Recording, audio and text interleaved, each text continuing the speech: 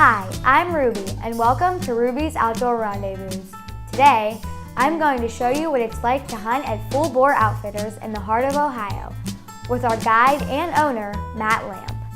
Matt has a special weekend deal for the Ohio Youth Hunt.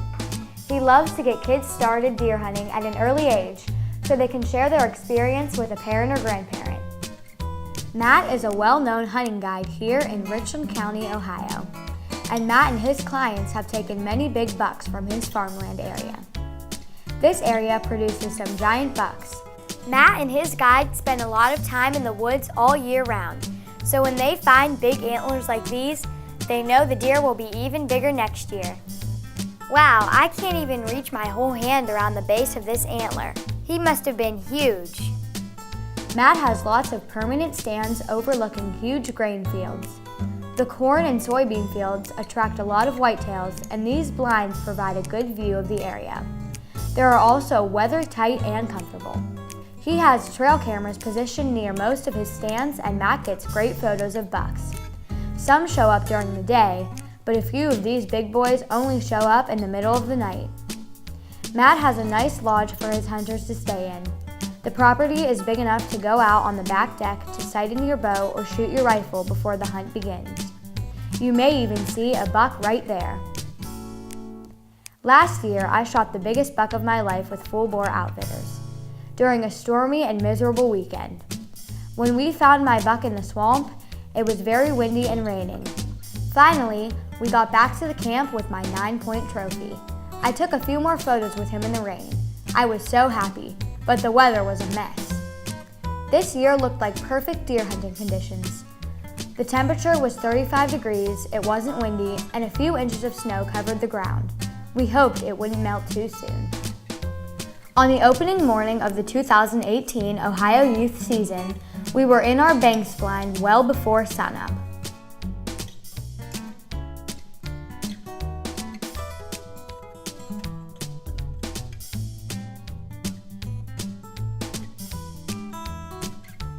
As the sun warmed up the landscape, the ice on the tree limbs started to melt. It sounded like heavy rain.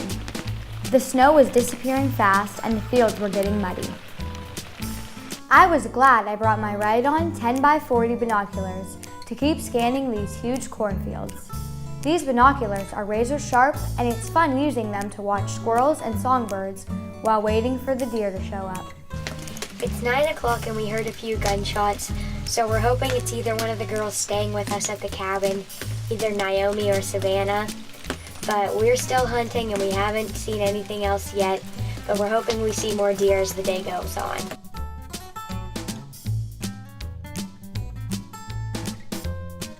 It's time to pack our stuff up and head out to the road to meet our guide so we can go back to the camp for lunch, and we'll be back out this afternoon. Hopefully we can get a big buck. On our way out of the woods, Matt called to say that Savannah and Braxton both have big bucks on the ground. I was anxious to get over to the farm and see how big their bucks were.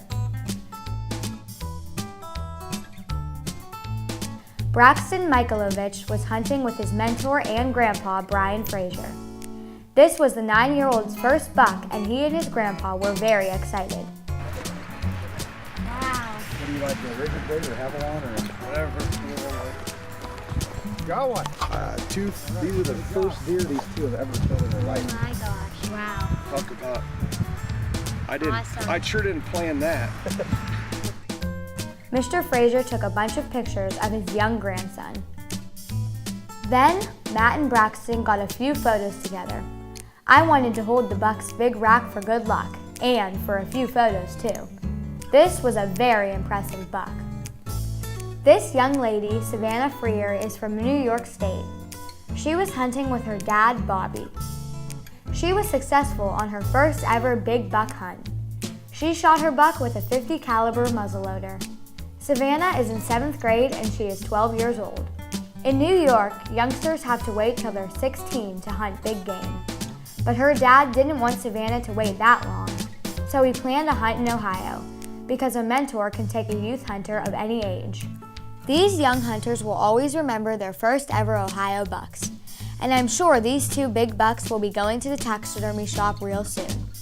Last year, when I shot my Ohio buck, my grandpa was worried about bringing it home to Pennsylvania because of chronic wasting disease. Matt suggested we consider the local taxidermy guy that has done work for him.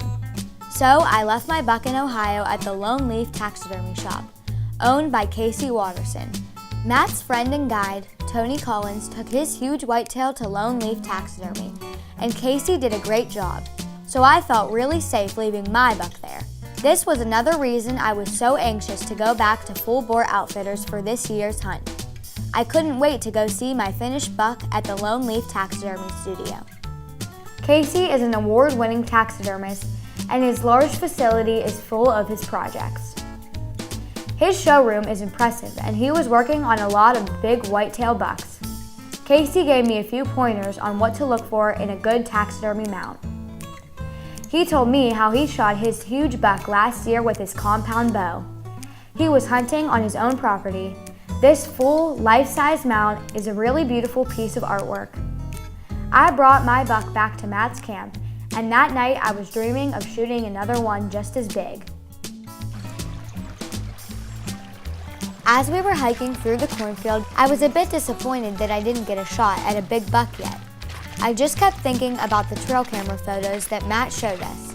He had several photos of 8 and 10 pointers feeding in this cornfield right by my stand.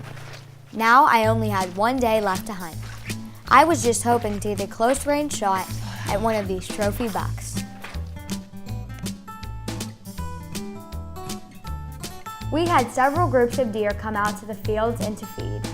After these fields were harvested, plenty of corn fell on the ground, just enough to attract deer throughout the hunting season. Some people don't realize how far their pet cats can explore into the woodlands. Cats are instinctive predators, and they will feed on rabbits, squirrels, songbirds, and young turkeys. And cat lovers beware, coyotes also love cats.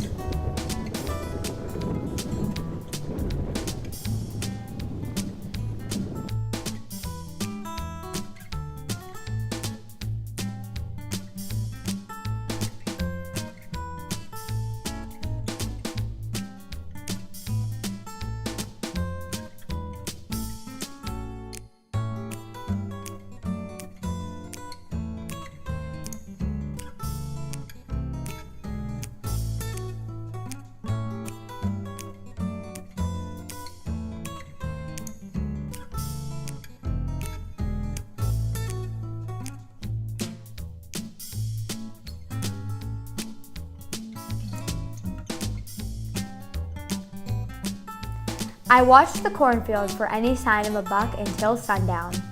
I didn't want to climb out of the stand until the last minute of the season. We saw one buck chase a few does right by our stand. But he only had half a rack. I had a brief chance for a shot, but I was holding out for a 10-point. Finally, a flock of geese flew by. Their haunting calls were a signal to pack up my gear and end this year's Ohio hunt. Well, I didn't get to shoot a big buck this year. However, I did come home with my big buck anyway. Now I have my big Ohio buck right next to his little cousin, a 5-point buck that I shot with my crossbow right here in Pennsylvania. Thanks for watching, and remember, at Ruby's Outdoor Rendezvous, we are on target for all seasons.